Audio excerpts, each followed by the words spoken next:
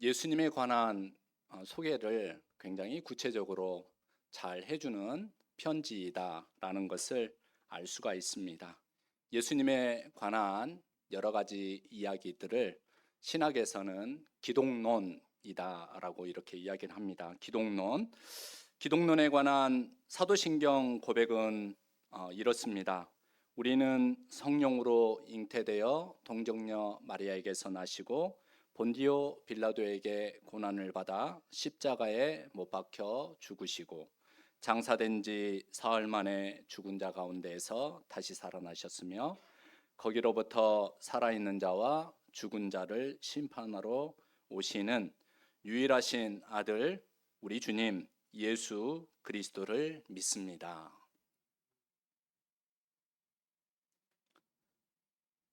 사도신경에 나와 있는 신앙 고백문은 초기 교회가 이단과의 갈등, 이단과의 영적인 싸움에서 더욱 굳건하게 확립되어져 왔습니다. 처음부터 이렇게 신앙 고백을 한 게 아니고요. 이단과의 사이비와의 신앙적인 갈등과 그리고 목숨을 건 싸움 가운데에서 만들어지고 또 얻은 그러한 교회의 영적 전투물이 바로 사도신경이다라는 것입니다. 이 사도신경은 최초의 공의회인 AD 325년도에 니케아 공의회에서 공적으로 승인이 되었다라고 합니다. 그러므로 우리가 매 주일 예배 때마다 사도신경으로 신앙 고백을 할 때마다 우리는 우리의 신앙생활이 그리스도 안에서 올바르고 건강하게 이루어지고 있는지 늘 음미하며 성찰하는 마음으로 이 사도신경의 신앙 고백에 참여해야 합니다. 우리는 오늘 골로새서 말씀을 통하여 사도신경에 담긴 그리스도에 관한 고백, 그리고 거짓 교설에 대한 사도와 초기 교회 성도들의 영적 전투 흔적을 살펴보고 또 우리 또한 마음을 새롭게 하고자 합니다. 골로새 교회는 에바브라라고 하는 그러한 신앙인을 통하여 세워진 공동체입니다. 골로새 말씀을 보면은 골로새 교회는 믿음과 사랑과 소망 가운데에서 좋은 열매를 맺는 교회였습니다. 그래서 사도 바울도 골로새 교회를 칭찬을 합니다. 그런데 골로새 교회 안에 영지주의자들의 영향을 받은 거짓 교사들이 들어와서 여러분 그리스도의 은혜와 사랑만으로 부족합니다. 이렇게 가르쳤다라고 합니다. 영지주의자들은 그리스도인들을 가리켜서 낮은 수준의 신앙인이다 라고 이렇게 생각을 했습니다. 그들은 그리스도인들을 참된 영적 지식을 갖지 못한 자, 그리고 물질적이고 육체적인 지식만을 갖춘 그러한 수준 낮은 신앙인으로 평가를 했던 것입니다. 그들은 예수 그리스도가 몸으로 오신 것을 부정했습니다. 그리고 낮은 수준의 신이었던 그러한 하나님이 아닌 여호와 하나님을 낮은 수준의 신으로 여겨서 바로 창조론을 부정하기도 하였습니다. 왜냐하면 이 영지주의자들의 사상이라는 것은 영적인 세계만을 고귀한 것으로 생각을 했습니다. 그리고 물질적인 세계는 천한 것으로 여겼습니다. 그러니까 사람의 몸으로 살아가는 그러한 우리 사람의 영혼을 가리켜서 바로 육체의 감옥 안에 갇혀 있는 영혼이다라고 그렇게 표현을 하면서 영적인 것은 좋은 것이고 또 육적인 것은 비천하고 버릴 것이다 라고 이렇게 생각을 했던 것입니다. 이러한 사상을 가지고 있었기 때문에 예수님의 성육신이라니 말도 안 되는 소리다. 예수님께서 어떻게 사람의 몸을 가지실 수가 있으신가? 라고 성육신 사상을 부정을 했던 것입니다. 이러한 사상의 영향을 받은 유대교회인으로 추측이 되는 거짓 교사들이 골로새 교회에 들어와서 사도들이 주께로부터 받은 정통 교리, 정통 신앙이 모자람과 결함이 있는 것처럼, 그래서 유대교 율법을 가지고 와서 이 율법을 지키면 영적으로 성장하고 또 영적인 도움을 얻게 된다라고 가르치면서, 또 그렇게 영적인 그러한 도움과 성장을 통하여서 영적으로 우월해지고, 다시 말해서 영적인 엘리트가 되고 참된 진리에 이르게 되어서 그 깨달음으로 인하여서 영혼의 구원을 얻게 된다, 선택된 자가 된다라고 가르쳤다라고 합니다. 이에 사도 바울은, 여러분, 그리스도인이 되기 위한 모든 가르침들은 다 끝났습니다. 아무것도 덧붙이려고 하지 마십시오. 여러분들께서 배운 대로 이제 그것을 믿음으로 받아들이고 그리스도 안에서 살아가는 일만이 여러분들에게 남아 있습니다 라고 말씀하며, 여러분의 신앙 수업은 이미 끝났습니다. 여러분의 신앙 수업은 그것으로 충분합니다. 여러분의 신앙 수업은 완성되었습니다 라고 선언한 말씀이 바로 우리가 읽은 본문 2장 6절에서 7절 말씀입니다.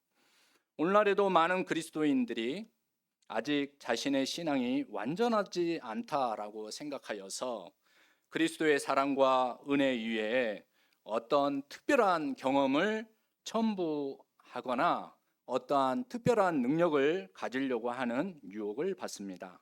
그래서 그리스도에게 온전히 나아가서 영적 영양분을 공급받기보다는 자꾸만 영적인 깨달음을 주는 일에 관여하는 그룹에 나아가고자 하고, 또 정반대로 극단적인 금욕주의나 신비주의로 나아가는 그런 경향들이 있습니다.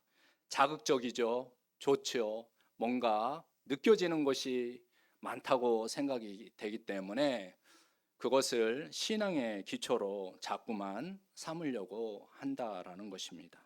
그러나 애석하게도 골로새서 말씀에 나온 장면은 오래된 성도의 미래 모습을 보여주고 있습니다. 이미 오늘날의 많은 그리스도인의 모습이 바로 골로새서 이 말씀 가운데 똑같이 그려지고 있기 때문입니다. 그러면 무엇이 같습니까? 첫째로 예수 그리스도에 관하여 아는 일에만, 더 많이 알려고 하는 일에만 열심을 낸다는 점입니다. 그래서 예수 그리스도를 아는 일에만 멈추어서 있지 그대로 살아가려고 하지 않는다. 그것은 지적 욕구의 다른 이름일 뿐이다 라는 것입니다. 둘째로 유혹을 쉽게 받는다는 점입니다. 신앙의 뼈대가 약하여 예수 그리스도의 은혜 위에 다른 도움을 구하고 찾아 헤매게 된다라는 것입니다. 하지만 골로새서 2장 9절에서 10절 말씀, 그 안에는 신성의 모든 충만이 육체로 거하시고 너희도 그 안에서 충만하여졌으니 그는 모든 통치자와 권세의 머리시라는 이 말씀은 그리스도 안에서 그리스도의 사랑과 그리스도의 은혜만이, 이 은혜로서 모든 것이 충분하고 또 충만함으로 그 어떠한 필요와 도움을 가질 필요가 없다라고 경계의 말씀을 주십니다. 그러므로 우리 그리스도인들에게 가장 중요한 일은 예수 그리스도를 자기 주님으로 받는 일입니다. 여러분은 예수 그리스도를 여러분의 주님으로 받으셨습니까? 감사합니다.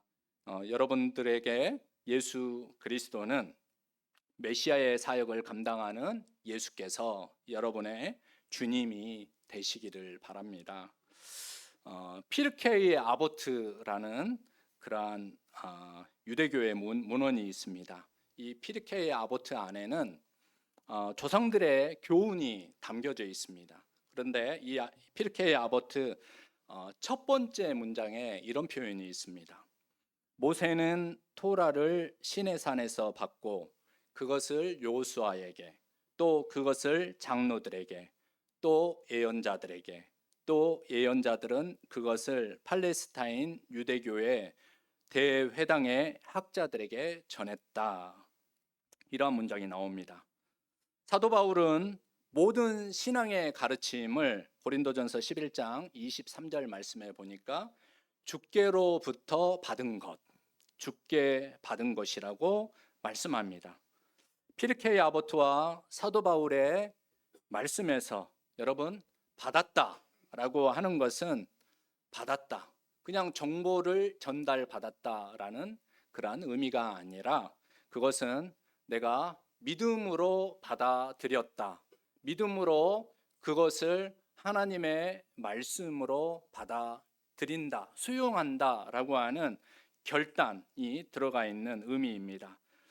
그렇게 제가 믿고 그 믿음의 터전 위에 나의 신앙의 집을 쌓아 올리겠습니다 라고 하는 표현이 바로 성경에서 받았다라고 하는 그러한 표현입니다. 따라서 본문 6절 말씀, 그러므로 너희가 그리스도 예수를 주로 받았으니, 믿음의 결단입니다. 그 안에서 행하되라는 이 말씀은 저와 여러분이 수개월 혹은 수십 년 동안 받아왔던 신앙 수업의 최종 결론입니다. 세번역 성경에는 그러므로 여러분이 그리스도 예수를 주님으로 받아들였으니 그분 안에서 살아가십시오. 그분 안에서 생활하십시오. 그분 안에서 실천하십시오 라고 하는 의미로 번역이 되어 있습니다. 본문 6절에서 말씀하시는 하나님은 저와 여러분에게 이제부터는 그분의 삶을 따라 살아가십시오. 이제부터는 그분의 삶을 따라 살아가십시오. 메시지 성경에는 조금 더 현대적인 표현으로 이제부터는 여러분들께서 그분의 삶을 사십시오 라고 이렇게 번역이 되어 있는 것을 볼 수 있었습니다. 여러분 잘 아는 예화입니다. 어느 목사님께서 같은 본문을 가지고 몇 주째 같은 제목을 가지고 매주일 같은 설교를 하셨다고 합니다.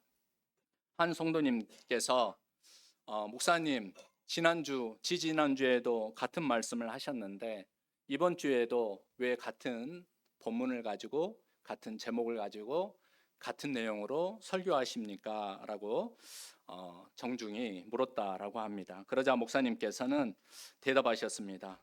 그 말씀을 들었는데 받아들이지 않고 변화되지 않으니 같은 내용으로 설교를 한다라고 그렇게 대답하셨다라고 합니다.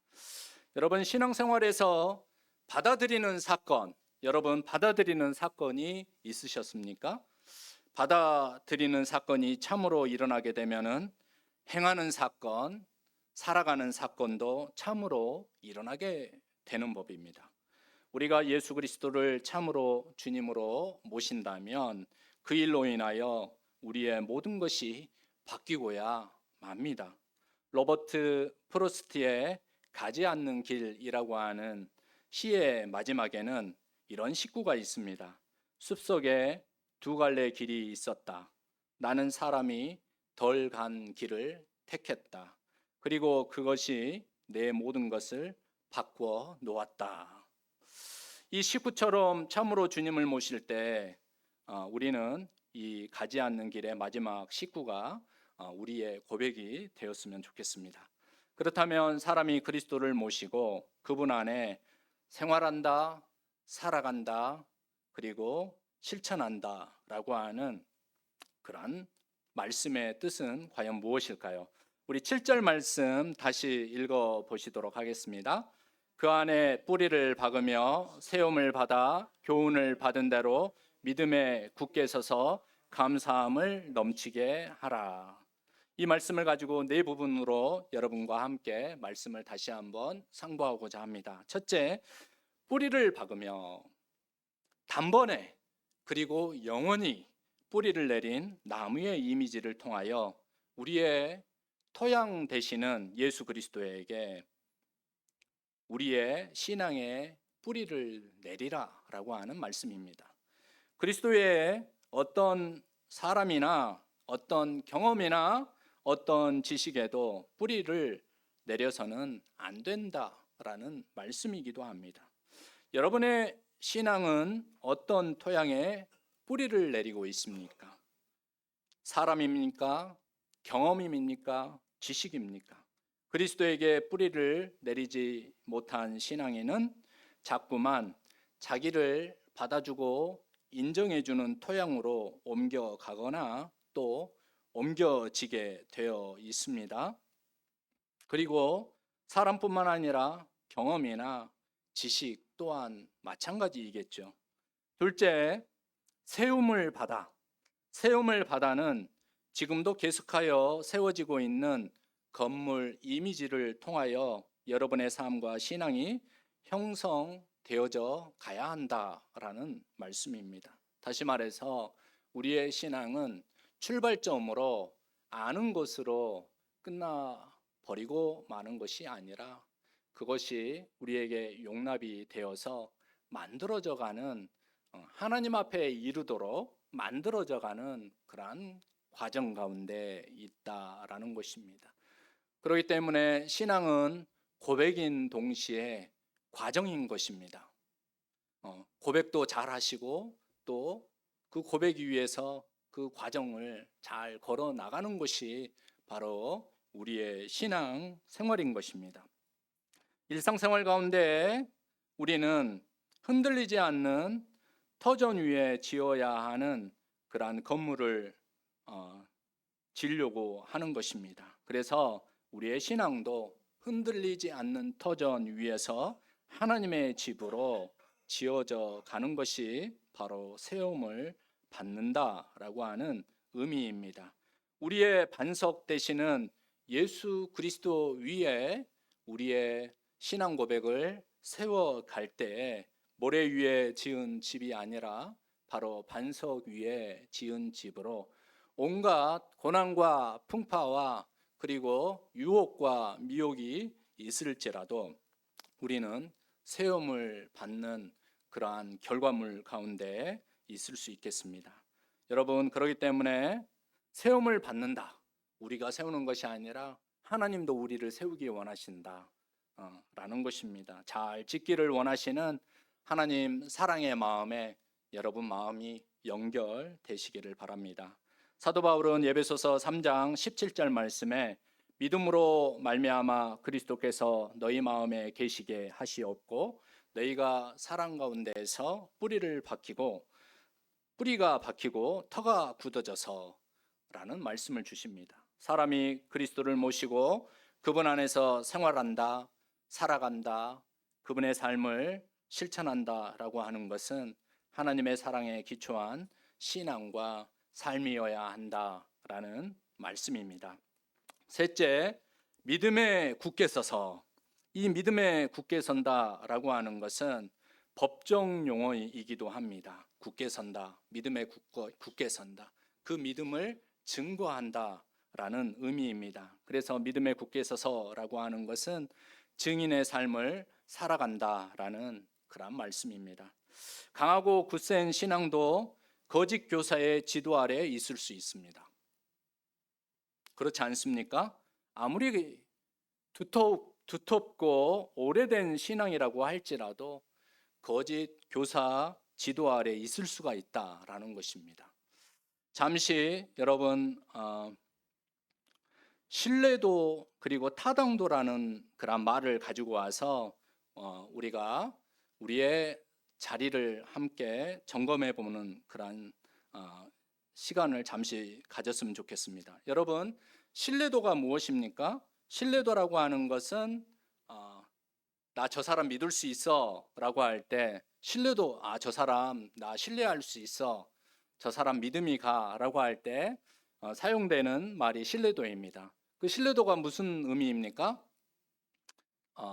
바로 저 사람의 행동은 일관성이 있어. 손바닥 뒤집듯이 뒤집지 않아 라고 할 때, 나 저 사람 말을 믿을 수가 있어, 나 저 사람 행동을 믿을 수 있어, 저 사람 믿음이 가, 이럴 때 저 사람 나 신뢰할 수 있는 사람이야. 신뢰도가 바로 이것을 이야기하는 것이죠. 그래서 신뢰도가 높다, 신뢰도가 높은 사람, 신뢰도가 높은, 그리고 모임, 그리고 신뢰도가 높은 예를 들면 기업, 뭐 신뢰도가 높은 사회, 이런 표현들을 쓸 때 예측 가능한, 그러니까 과거에 했던 모든 것들을 통하여서 앞으로도 그분은, 그리고 그 모임은, 그리고 그 사회는 저 미래에 그러한 길로 갈 수 있을 것이다 라고, 이 일관성이 있는 그 결과를, 미래를 추측을 할 수 있는 그런 용어로서 신뢰도라고 하는 말을 씁니다. 다음 타당도라고 하는 것은 뭐냐면은, 어떠한 사람이 그러한 일을 했는데 그 했던 그 일들 하나 하나가 바로 정확하냐, 올바르냐, 타당하냐, 합당하냐, 어떠한 기준에 어떠한 척도에 부합하느냐라는 말을 쓸 때 타당도라고 하는 말을 씁니다. 그래서 이 화면에 보시면은 타당성, 신뢰성, 그러니까 타당성이 있는, 타당성은, 신뢰성은 저렇게 아주 높아요. 그렇죠? 한 곳에 몰려 있으니까 저 모임이나 저 사람은 항상 일관성이 있는 거예요. 그렇죠? 그런데 저 사람이 과연 타당하냐라고 했을 때 여기에 관역이 있어요. 근데 관역에서 굉장히 멀리 떨어져 있습니다. 그렇죠? 근데 그러면 저기 그룹이나 저기에 있는 사람의 어떤 일이라고 하는 것은 어떻게 되는 것입니까? 신뢰도는 높지만 타당도는 떨어진다 라는 표현입니다. 두 번째, 타당성은 높습니다. 관역의 중심에 굉장히 몰려 있어요. 그러나 신뢰도가 떨어진다라고 하는 것은 가까운 데 비슷하게 있지만 근처에 여러 가지 선택들을 할 수 있겠구나. 하지만 위험도는 조금 낮을 수 있겠죠. 다음 세 번째를 보시면, 여기 세 번째는 타당도와 신뢰도가 굉장히 낮다라는 것을 알 수가 있습니다. 네 번째는 관역의 중심에 다 몰려 있고 또 관역의 중앙에 몰려 있기 때문에 신뢰도와 타당도가 매우 높다라는 표현을 씁니다. 그래서 우리가 성서에 나와 있는 죄를 표현을 할 때, 죄라는 것은 헬라어로 하마르티아라는 표현을 씁니다. 그런데 이 하마르티아라고 하는 표현은 어떤 의미가 들어가 있느냐라고 하면은, 화살을 양궁에서 활에서 화살이 날아갔어요. 근데 날아갔는데 관역에서 멀리 떨어져 있다, 관역을 빗나갔다라고 하는 그러한 의미로서 죄를 표현을 하는 것입니다. 여러분, 교회는 대체적으로 신뢰도가 높은 집단입니다. 그렇죠? 그런데 교회뿐만 아니라 이단은 신뢰도가 높습니까? 낮습니까? 매우 높습니다. 그렇다면 교회와 그리고 이단과 사이비, 이것을 구분할 때, 그리고 한 사람의 신앙생활이 일관성이 있고 열정이 있는 것도 중요하지만 더 중요한 것은 무엇이냐? 그것이 올바르고, 그리고 그것이 하나님의 말씀과 신앙의 전통 가운데 타당하느냐? 이것이 굉장히 중요하다라는 것을 우리는 믿음의 굳게 서서라고 하는 이 신앙적 표현 가운데에서 우리가 그리스도인으로서 살아간다라고 할 때 어떻게 살아가야 하는지를 알려준다라는 것입니다. 오늘날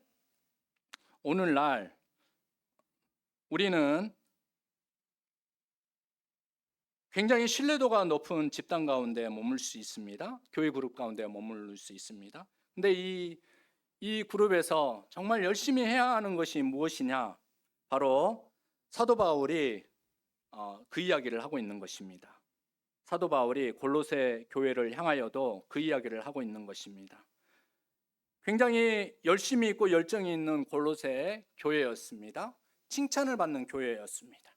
그런데 그 교회 안에 잉크 한 방울이 떨어져서 맑은 물이 잉크 한 방울에 의해서 뿌얘지는 그러한 일들이 일어났던 것입니다. 이것이 얼마나 심각한 문제를 발생시킬 수 있는지를 바로 이 말씀 가운데 담았다라는 것입니다. 신뢰도가 높지만 타당도가 올바르지 않는 어떤 것이 조금이라도 떨어지게 되면은 그 그룹과 사람의 그 논리는 오염이 쉽게 될 수 있다라는 것을 걱정하면서 사도 바울은 믿음에 굳게 서서라고 하는 이 말씀 앞에 무엇을 조건으로 붙였습니까? 7절 말씀을 다시 한번 열어주시기 바랍니다. 뭐라고 했습니까? 교훈을 받은 대로라고 하는 조건을 붙였습니다. 사도 바울은 8절에서 이렇게 말씀합니다. 누가 철학과 헛된 속임수로 너희를 사로잡을까 주의하라. 이것은 사람의 전통과 세상의 초등학문을 따름이요 그리스도를 따름이 아니니라. 올바르고 건강한지를 살핀 후에 그 믿음에 굳게 서서 그리스도의 삶을 따르라는 말씀이 바로 교훈을 받은 대로 믿음에 굳게 서서라고 하는 이 표현 속에 담겨 있는 것입니다. 최근 교회가 사회에서 신뢰성과 타당성이 낮은 것은 무엇을 말하고 있습니까? 교회 안팎으로 올바르고 건강한 모습을 찾아가야 한다라고 하는 경고음이 아니겠습니까? 골로새 교회가 당면한 위기는 사람의 전통과 세상의 초등학문에서 연유한다라고 하였습니다. 여기에서 사람의 전통이란 잘못된 사상을 입힌 철학과 헛된 속임수로 출발한 미래 종교, 그러니까 미스테리 릴리전이라고 해서 신비 종교를 밀의 종교라고 표현을 합니다. 이 신비 종교 안에 있는 이 의식을 가리켜서 사람이 만든 전통이다라고 성서는 표현하고 있습니다. 이 사람이 만든 전통 안에는 소수의 선택받은 자가 있고 의식에 참여한 자만이 높은 세계, 구원의 세계로 옮겨진다는 믿음이 있었습니다. 그래서 선택받으려고 모든 사람들이 목숨을 겁니다. 모든 것을 바칩니다. 그리고 사실 말도 안 되는 윤리적이고 도덕적인 문제들이 일어나고 있지 않습니까? 뿐만 아니라 천사의 역할을 중시합니다. 이 모든 것들을 이루어지게 하는 것들이 천사다라고, 그것을 지시하는 자가 천사다라고 해서 천사를 숭배하게 만듭니다. 그리고 또 그 가운데에서 선택을 받아서 이 모든 의식들을 이렇게 앞서서 치르는 자를 가리켜서 독수리라고 비유를 하여서 높은 곳에서 아래를 내려다본다라는 그러한 표현들을 쓰면서 이러한 사상들을 가지고 그곳에서 헛된 속임수로 많은 사람들을 유혹했다라는 것입니다. 이러한 유혹이 어디에 도착을 했습니까? 어디에 떨어졌습니까? 골로새 교회에 떨어졌습니다. 오늘날 교회에도 떨어지고 있는 것입니다. 그리고 세상의 초등 학문은 헬라어로 스토이케이아라는 이런 표현을 쓰는데요. 그러니까 세상에서 초등 학문 하면은 우리가 초등학교 때 배웠던 우리 시대에 이야기하자면 국민학교 때 배웠던 그런 학문을 이야기하는 것이 아닙니다. 세상의 초등학문이라는 것은 뭐냐면 세상의 기초학문, 다시 말해서 베이직 이라는 표현을 쓰죠. 이러한 학문이 뭐냐면은 세상을 움직이고 세상을 지배한다라는 그런 표현을 일컬어서 세상의 초등 학문이다. 이것은 중국어 성경을 우리나라로 가져올 때 이렇게 표현을 했는데 성서의 원문에서는 세상을 움직이는 원리가 들어있는 그러한 학문을 표현을 하는 것입니다. 다시 말해서 그 당시에 세상을 움직이는 학문이 무엇입니까? 로마를 지배하는 학문이었습니다. 로마를 다스리는 원리이기도 했습니다. 다시 말해서 로마와 로마 세계가 지탱하고 지지하고 전파하려고 했던 이러한 신의 그러한 세계를 가리키고 있다라는 것입니다. 그런데 교회사 자료를 보면은 이러한 로마의 세계, 로마의 신의 세계 안에서 초기 교회 성도들을 가리켜서 그 사람들이 뭐라고 이야기한 줄 아세요? 무신론자. 우리는 유신론자인데 로마 시대의 로마 사람들은 그리스도인들을 일컬어서 무신론자라고 이야기했어요. 왜 무신론자라고 이야기했느냐면은 당시 로마 시대 안에는 로마의 그리스 로마 여러분 신화 굉장히 많이 있죠. 로마 세계 안에는 어마어마한 신들이 있었어요. 어마어마한 신들을 만들어서 로마 세계의 정신을 지배하려고 했습니다. 또 황제조차 넓은 영토를 다스리기 위해서 자기 자신을 신적 존재로 추앙케 만들어서 그 신적 존재인 자기 자신, 태양신, 솔이라고 하죠. 솔이라고 표현합니다. 태양신을 섬기도록 하게 했습니다. 그래서 신 앞에서 절하게 만들었던 것이죠. 그러니까 황제를 숭배하지 아니하면은 모든 권리를 박탈하게 만들었습니다. 고난을 당했습니다. 그리고 어려움을 당하고 그 당시에 순교가 일어나게 되었던 것입니다. 그런데 이 모든 것들을 그리스도인들은 어떻게 했습니까? 그렇게 만들어진 신들을 다 부정하고 다 거부하고 절하기를 하지 않았다라는 것입니다. 그러니 그 사람들은 로마 시대에 무신론자라고 불리우면서 심한 박해와 또 순교를 받게 된 것이죠. 초기 교회 성도들은 박해하던 그들은 그들에게 그리스도를 부정하라고 하지 않았습니다. 그리스도를 버리라고 요구하지 않았습니다. 그들은 그리스도를 그들이 만들어 놓은 새로운 제도와 신적 세계의 일부로 삼아라. 또 하나의 신으로 그냥 너희들은 그냥 그 신도 섬기는 신으로 모시면 되지 않느냐. 그리고 우리 신도 존중하고 인정해라. 그러면은 너희들에게 무엇을 사 먹을 수 있는 권리, 어느 지역에 거주할 수 있는 권리, 그런 것들을 다 풀어주겠다라고 솔깃한 제안을 했던 것입니다.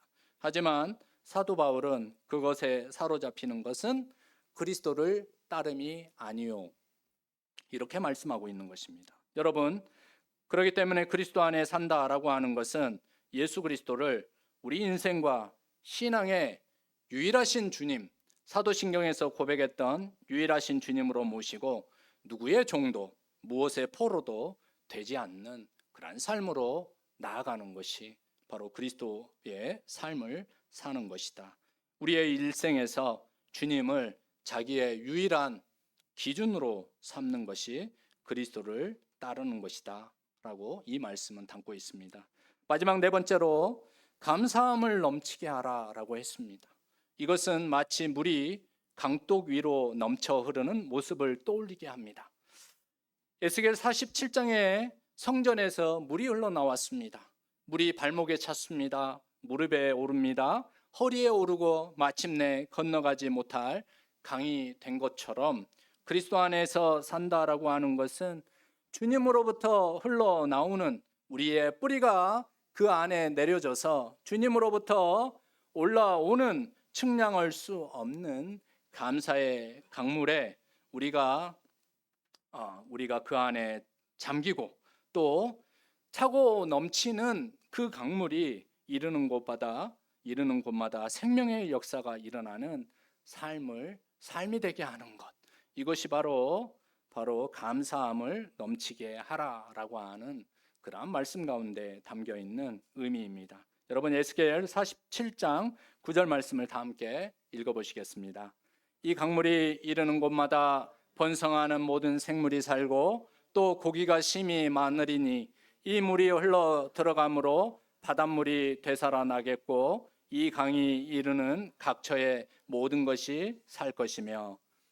하나님을 사모하고 복음의 소망에서 조금도 흔들리지 아니하고 그 길을 살아가려고 애쓴다면 주님께로부터 오는 감사의 은혜가 여러분의 삶에 발목과 무릎과 허리와 그 위로 차올라 여러분의 삶과 또 여러분들께서 만들어 가시는 그 일들 가운데 생명의 역사 또 살림의 역사가 충만할 줄로 믿습니다. 성도 여러분, 여러분의 신앙 수업은 이미 예수 그리스도를 주님으로 모심으로 모든 것이 다 끝났습니다. 모든 것이 다 완성이 되었습니다. 예수 그리스도가 여러분의 주님이시라는 것도 알고 있고 또 주님으로 모셔드렸으니 그분 안에 사는 것, 그분 안에서 생활하는 것, 그분의 말씀을 가지고 삶 안에서 실천하는 것만이 남았습니다. 여러분의 삶의 현장에서 하나님의 나라를 발견하십시오.